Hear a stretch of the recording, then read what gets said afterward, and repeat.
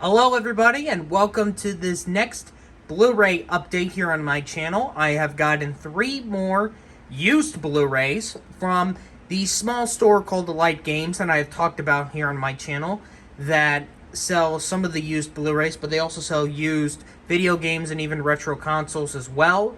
And the only place in my county that I will be able to get used Blu-rays, because obviously I stated in the last Blu-ray update, which was the Amazon Prime Haul update, Books A Million is closing down on the last day of the Little League World Series Championship. So that's insane. So right at the end of the summer, before the kids go back to school, Books A Million will be closed forever. So Light Games near the Loyalsock area in the plaza is the only time I will be able to get some used Blu-rays. And as you can see, there might be 2 movies that you might have seen me talked about a little bit or mentioned in one previous video, and one that did not get in, but it was kind of a consideration in my personal Oscar lineup video of 2014, the previous video that just came up this past Friday, yesterday when I'm releasing this. So let's start this up with Alice in Wonderland, Tim Burton's remake of the Disney animated film. As you saw, I really had this on my personal lineup. I had it in for picture, I had Burton for director, adapted screenplay, and won Best Supporting Actor for Johnny Depp. As you can tell, this is actually the Disney's movie reward, so I think this is the Movie Club edition for Alice in Wonderland. It is a regular Blu-ray. One coincident thing is, that's the next one, never mind. I thought, that's the Unbroken one. So, yeah, I did enjoy this one because, I'll be honest, I wasn't big on the Disney animated film. I'm not big on the Disney animated film. I know that the script is not the main prioritized for that film because the animation is the main focus, but it kind of is like, there's nothing, what is Alice's accomplishments? Well, in this somewhat follow-up remake, kind of basically explains that. I also did watch Alice Through the Looking Glass. I did not like that one, and that sequel was also, actually, I did saw it at Elite as well, but I only got this one. So, the movie is an Oscar-winning movie. It won both for costume design and production design, definitely deserving for its production design. The last ever Tim Burton film so far to be nominated in the production design category. So far in the Academy's history, they had not nominated a Burton film in that category since then. So I don't know if they decided to stop it or what else. But it was also up for visual effects, losing to Inception. One of the only Disney live-action remakes of the 20 that I've seen. Other than that, in the sequel, the only one I've seen is Mary Poppins Returns, the sequel to Mary Poppins, and that's basically it. I know the Jungle Book remake, the second one by Jon Favreau, has been considered the best, but I haven't got around to it. Now we come into the center here, the only Best Picture nominated film that I do have, and what is my favorite out of the 10 Best Picture nominees of 2010, 127 Hours, Danny Boyle's follow-up to his 2008 Best Picture winning film Slumdog Millionaire, based on the book Between a Rock and a Hard Place by Aaron Ralston, starring James Franco, which is his only, and will probably be his only Oscar nomination because he got Weinstein effect. So, this is basically a comedic actor in a dramatic performance, a rarity you see that, where he is playing Aaron Ralston, the man who had unfortunately got his right arm stuck on a boulder, and the only way for him to escape from the cliff where his boulder got stuck was to cut his own arm off with a small knife.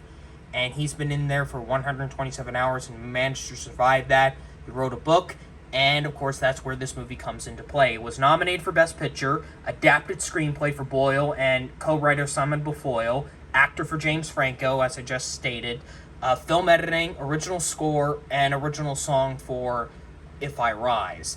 I'm kind of a little bit ashamed it didn't get in for director for Danny Boyle or for cinematography or even makeup and hairstyling, if you kind of understand why I say makeup. But it is my favorite of the 10 Best Picture nominees. I think this should have won Best Picture. I do think it should have won adapted screenplay. It should have won for film editing. Franco, I know I'm going to make controversy, but I do think Franco should have won that, which is interesting because he hosted that year's ceremony, although I do like Colin Firth in The King's Speech a lot. But Franco just really captivated that performance. Now, if you've seen my personal Oscar lineups, like Alice in Wonderland, I did nominate it a bit for 127 Hours, so you can tell I really did like this. And now, ending this off here, is the 2014 film Unbroken from Angelina Jolie. This is, of course, about Louis Zamperini, the Olympic athlete who was survived during World War II after his captured by the Japanese. I actually watched this movie not because it was a bonus film or anything like that for my Oscar movie marathon of 2014, which it kind of technically is now, I would say, with Interstellar and The Hobbit, The Battle of the Five Armies. But I actually saw this near the end of 9th grade. My 9th grade teacher, who was also my 10th one, showed this movie basically in the end of the year when we were done with everything. So he showed this movie because it was kind of a little bit of history here, because World War II history a little bit, with a famous Olympic athlete captured by the Japanese. Really interesting story. I know some critics were not big on it, but I really did enjoy it for a bit. Like, the first half is like about the survival at the sea, and then the second part is his survival with the in the Japanese camp. It was nominated for 3 Oscars for both sound categories and cinematography. I know old school predictors were thinking, is Jolie going to get in for director in the film and picture? Did not happen. It was not much of a critic's favorite. But I do thank my history teacher, 9th and 10th grade history teacher, for showing me this film.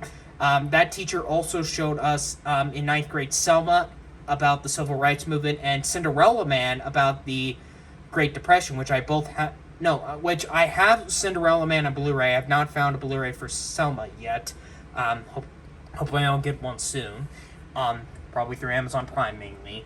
And 12 Angry Men, which was one of my first Criterion Blu-rays, is actually in the back of the shelf, so it's not up there. But Cinderella Man is, I think it's, yeah, it's down there. Yeah, I do see it. It's just, I just can't pull it out right now. But yeah, so I thank my 9th and 10th grade history teacher for showing us this movie. And now, after many years, I finally have this on Blu-ray. And here's what I was about to mention.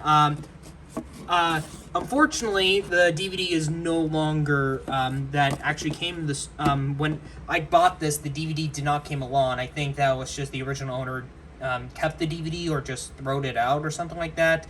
But who cares? I have the Blu-ray, so it doesn't really matter. I only needed the Blu-ray. So that's basically kind of it. I know it's kind of short and simple, but it's just that this will be the last time I'll get regular Blu-rays, I would say, for quite a while. I'd say I am starting to try to get to the 50s films in the Criterion collection, and I am going to be trying something else, but I will not announce that yet.